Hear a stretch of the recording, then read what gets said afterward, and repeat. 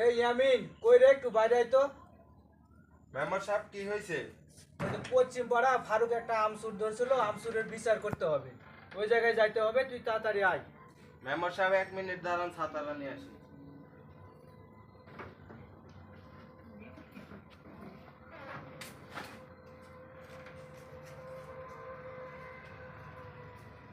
চোরের উৎপাত তো বহুত বাইরে গেছে। তাই তো দেখতেছি আমাদের এলাকায় তো এরকম আগে চুর টুর হয় নাই, ইদানিং চুরের উৎপত্তি আসলে বেড়ে গেছে। কঠিন ভাবে বিচার করলে পরবর্তীতে আর কোনো চুরির চারটা হইব না। হ্যাঁ তুই ঠিকই বলছিস রে, এর বিচার কঠিন ভাবেই করতে হবে।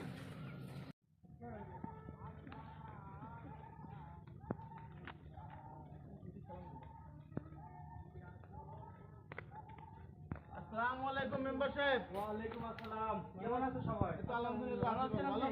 আলহামদুলিল্লাহ, বসো সবাই বসো। আমার আমগুলা সব পাইরে নিয়ে গেছে। ওই জসিম রে আমি কত একটা ভালো ছেলে মনে করতাম, আর ওই জসিম কি করলো, আমার আমার গাছের আমগুলাই পাইলো। মেম্বার সাহেব, এর একটা সঠিক বিচার আমি চাই, সুষ্ঠু একটা বিচার করে দিবেন আজকে আপনি। ঠিক আছে, আমি আসছি, সঠিক বিচারই হবে আজকে। এই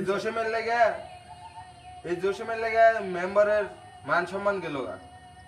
এই জসিম, এই দাঁড়াই, বিচারে আমি আসছি, তুই না গলাস না। বিচার আমি আসছি, এই বিচার আমি সুষ্ঠুভাবেই করবো। দাঁড়া তুই, আমি জসিম রে জিগাইতেছি, তুই বল দাঁড়া।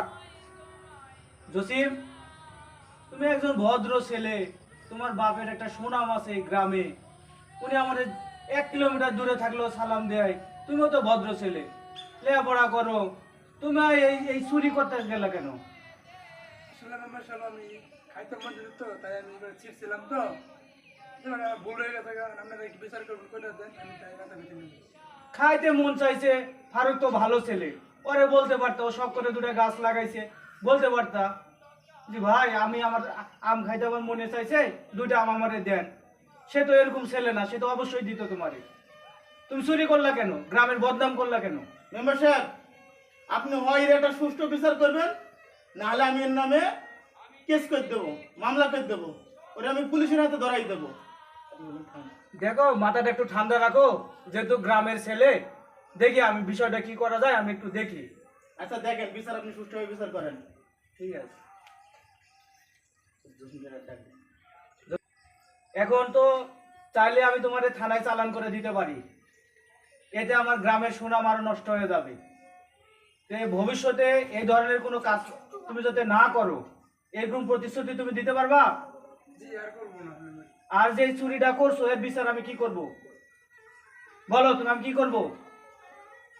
বিচার যারা ভালো মনে হয় করে দেন, আর আপনার আইসেন মাথা করে আপনি যা করবেন তাই মাথা ভিতরে নিয়ে গেছি।